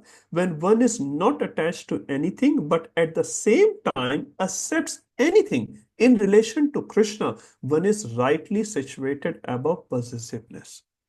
Otherwise, what will happen? Karta aham iti manyate. And if you become karta, you'll get the result. You'll get bandhan as well, bondage as well. But if you are putting that object in the service of the Lord. Now, not everything we will be able to put in the service of Lord. Prabhupada, like devotees, they could. So we should not try to jump blindly here. We should only put those objects in the service of Krishna, which we can. There are many examples. Like Prabhupada put some devotees going for Sankirtan, where if we go in the Sankirtan, in that sort of environment, we may get affected in our mind. But these devotees can perform Sankirtan in those sort of external situations, which may be very agitating, very tempting, but they still perform Sankirtan, they're still very, very pure devotees. So Prabhupada could do these things. We may not be able to do that. So we can keep our life simple under the guidance of our spiritual master and just follow the instructions like that. Yukta Vairagya means to accept only those things that can be used in Krishna's service and to reject everything else. It is a balanced process of detachment by which a devotee acquires the qualities of knowledge and detachment without undergoing the hardening process of jnana and vairagya. Now, before we go inside, our acharyas have added something. Now, before Yukta Vairagya, we should have Vairagya. Unless we have Vairagya, we cannot have Yukta Vairagya. Otherwise, what will happen? We'll have only Yukta, no Vairagya. Yukta means, get this, get the Prabhu, I'm getting for Krishna. My car has a number plate, Krishna, whatever. And I come to Radha Gopinath temple only once in 5 years. I have the best things of the world, but so basically I am trying to gratify my senses on the justification of Krishna's service. That should not happen. It's a very fine line, you can say. If you are putting anything, your money, your body, your intelligence, your fame for the service of Lord, go for it. Be the best. But if you're doing it for your own sense gratification, I'm getting popularized, huh? Even if you're paying a lot of donation to temple, sorry to say, just because you want to see yourself as number one donor, I'm sorry, that's not so pure. Huh? Not saying you should not do it, you still do it. But the point here is that is not for our pleasure, it's the pleasure of Gopinath. And Gopinath has given me some facility, so I can give back to Gopinath. When I know devotee couple giving $1 million for the new temple construction. Pretty nice, huh? Pretty nice. So again, 1 million or $1, that's not the point here. The point here is whatever we give, whatever we do, yat karoshi, yat ashasi, yat josi, dadasi, yat tapasyasi konte, tat kurusha mad arpanam, mad arpanam. And not only an external activity, but a mental activity as well. So the point is, first we have to have vairagya. From vairagya, vinay will come. Unless you have vairagya, vinay will not come. And how vairagya will come? From vivek. So from vivek, discriminatory power, you'll get vairagya. From vairagya, vinay will come. Vinay means humble. And from humility, you can go forward in your life. From humility, you can perform dharma. So what are the 3 steps? First is vivek. From vivek, you get vairagya. From vairagya, you get humility. From humility platform, kirtaniye sadahari. But unless you are here in a humble platform, that humility does not mean you become poor person. That's not the point. A rich person can be very humble, or a poor person can be very arrogant, isn't it? Poor person may have $1. Hey, yeah, see, you have 10 cents, I have $1. Huh? He can be very proud of his $1. A rich person can be very, very humble. All this money given by Krishna, I'm trying to put in service of Krishna. There are many, many examples. Actually, all the devotees of Krishna was the richest. Dhruv Maharaj, Prahlad Maharaj, Yudhishthir Maharaj, they are all rich people. Janak Maharaj, Dashrath Maharaj. Huh? You see, there's a list of devotees, Vasudevji, list of devotees. Huh? They're all rich people. So richness itself is not a problem. Your beauty, your intelligence, your fame, that's not a problem. The problem is our misidentification with those material things. That's the problem. So we never condemn Lakshmi ji. We never condemn. Lakshmi ji is the energy of Lord. But we put Lakshmi ji in the service of the Shri. Shri is a very nice word actually, huh? Has multiple meanings. So Shri, when it goes to Narayan Seva, then it becomes perfect. Our mindset becomes perfect. The Seva becomes perfect. So if we are performing with Vivek, Vivek kahan se aayega? Shastra se. The Shastra will give you Vivek, Vivek will give you Vairagya, Vairagya will give you Vinay. And from that Vinay platform, from that humble platform, you can perform any seva. When Mother Sita saw Hanumanji in Ashok Vatika, Hanumanji was very, very small. Huh? Everyone knows that. Hanumanji was very, very small. And Mother Sita said, and Hanumanji said, Mother, we have many, many Vanaras in our Sena and they will come and rescue you. And Sita is just looking at that Vanar. First, tell me how big you are. You're like a matcha, and you will come and fight with the Rakshasa. He says, by the way, Rakshasas actually are quite big. And then Hanumanji realized, oh my God, I forgot to change the body size. And then he becomes very huge. He becomes huge like a mountain. And Mother Sita is like very happy. And then he becomes small again. And Mother Sita says, actually, Hanuman, what is your actual size? You are big or you are small? And the Hanumanji gives the most beautiful reply. He says, Mother, actually my size is very, very small. But for my Lord Seva, I can assume any size. My size is very small, but for Lord Seva, I can assume any size. This should be the definition. Huh? Prabhupada was the most humble. Huh? He can live in the most humble situations and he can lead the whole world as well. Huh? So we should never sort of think if someone is calling you 10,000 people, huh? No, if that's the seva, that's the seva. Do it very nicely, very professionally. Huh? But if you have to sleep on the ground on the same day, no problem. Huh? Because we are not doing for ourselves. We are doing it for Krishna. That's why you live in the mahal, you live in a palace, you live under a tree. It doesn't matter. It doesn't matter. What is more appropriate for your seva?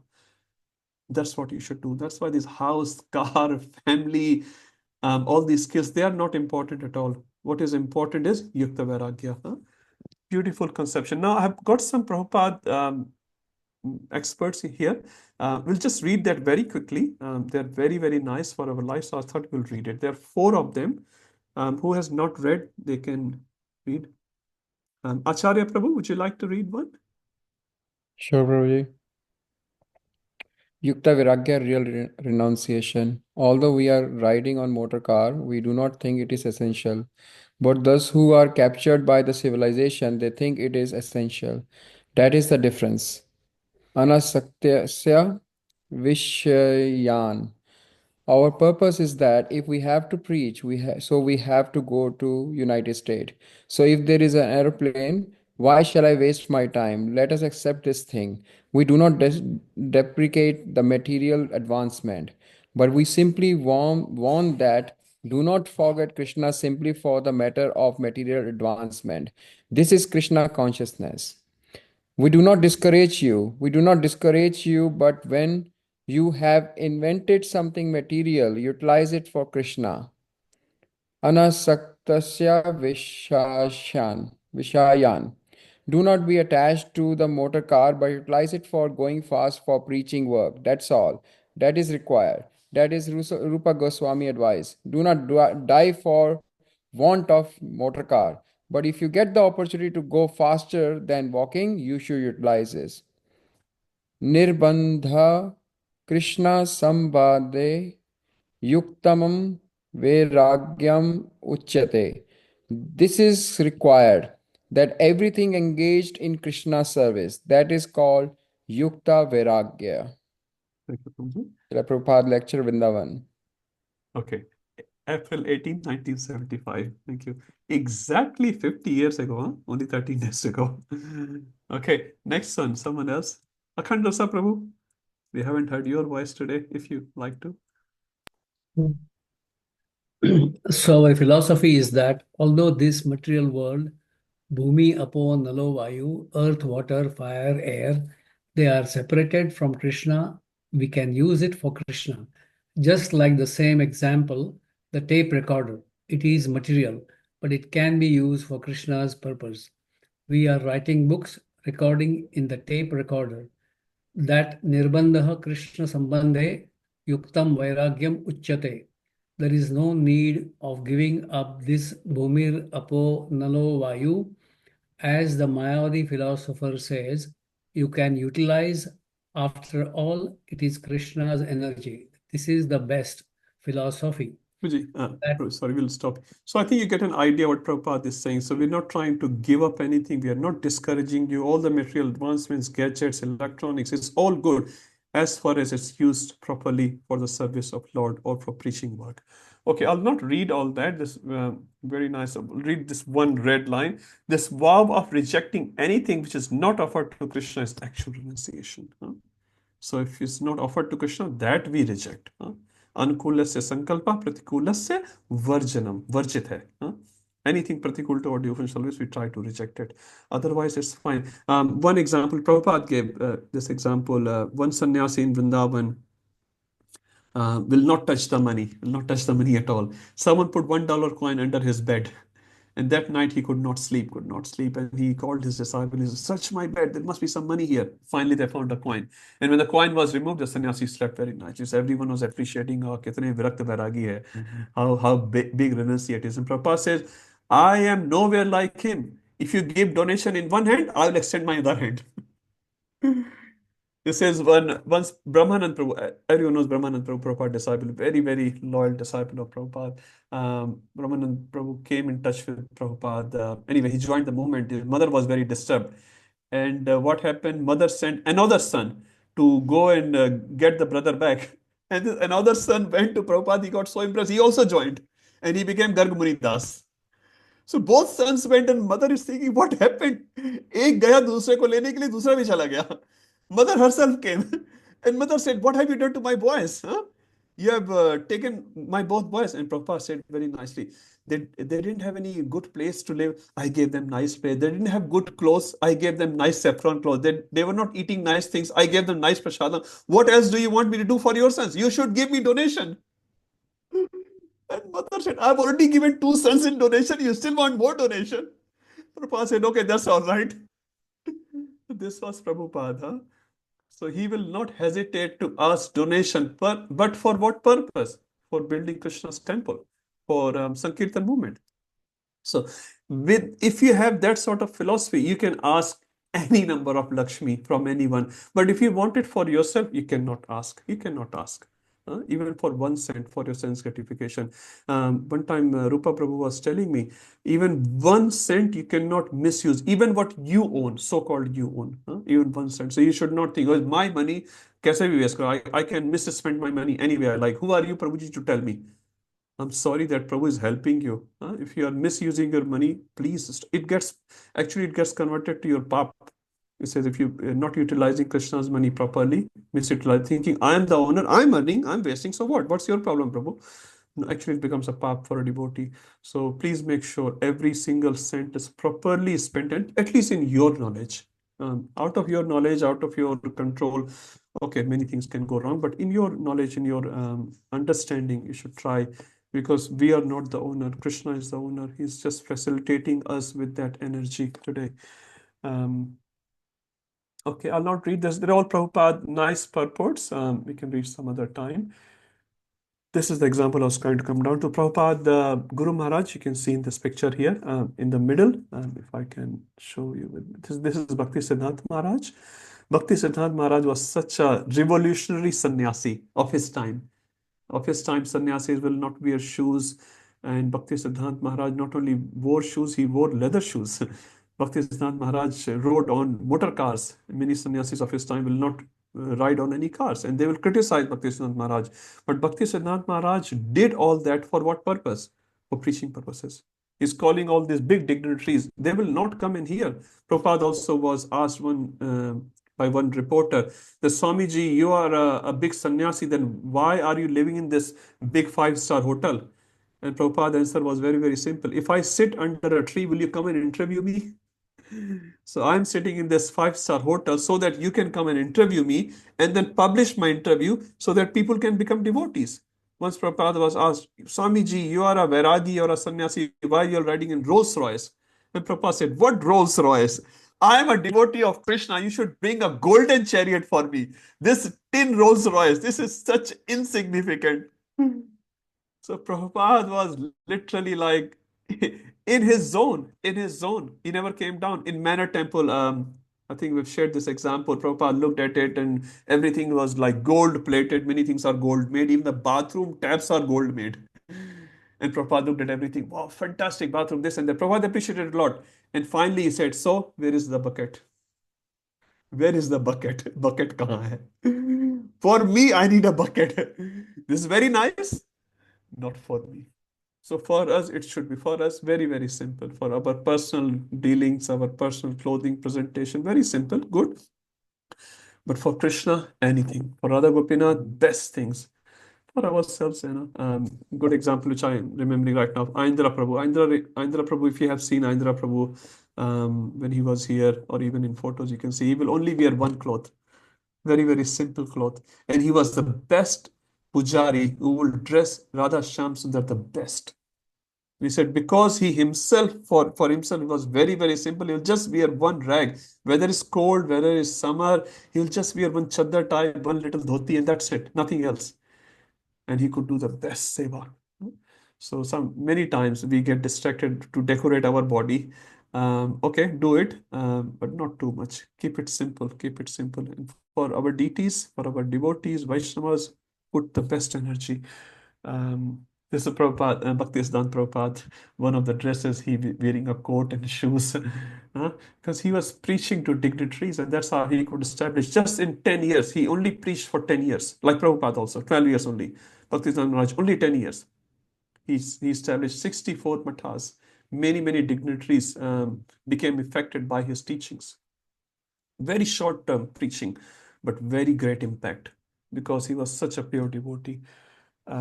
Application of Yukta Vairagya, I think we can cover this. Prabhupada writes this very nice. I'll just read these two red points. So when you are doing this Yukta Vairagya, 2 points you have to remember. This should be done under the guidance of your spiritual master. So you cannot just do anything and everything and justify as Yukta Vairagya. No, it has to align with the teachings of your spiritual master. Obviously a bona fide one. And the second, the spiritual master, if you are the one, must not be carried away by wealth and followers. So if someone is giving a lot of donation, I'm getting for Krishna, but actually you're getting more attachment for that person because you're not pure enough. So you should not do that, or you should never make too many disciples. Now there are many examples for Prabhupada, although was trying to establish Krishna consciousness in West, but he was never into numbers. Many times opportunities came forward. There's an example of Japan, Kobe, the example in London where a big group of people came who were like big celebrities of his time. But when Prabhupada said 4 relative principles, they immediately left. And one of the disciples who arranged the meeting with this group said to Prabhupada, Prabhupada, maybe you should have not told them in the first meeting. Prabhupada said, I'm not here to compromise. I'm not here to make numbers. One moon is better than millions of stars. So Prabhupada was never into numbers. Numbers came automatically because of his purity and wealth as well. I'll give this one example, then we'll stop.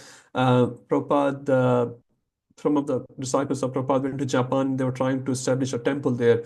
And one Indian gentleman who was a Mayavadi anyway, but he got impressed with the activities of ISKCON. He was very supportive and he gave his place, a little place for devotees to do their programs. And then he had a 3-story big building in the downtown city, like in town hall, you can say, today's town hall or Barangaru, 3-story building was there. And he was going to give that to the devotees, and devotees arranged a meeting with Prabhupada. So Prabhupada came to Japan in Kobe, and there's a big program organized. So his Guru Maharaj also came from India. Prabhupada also came.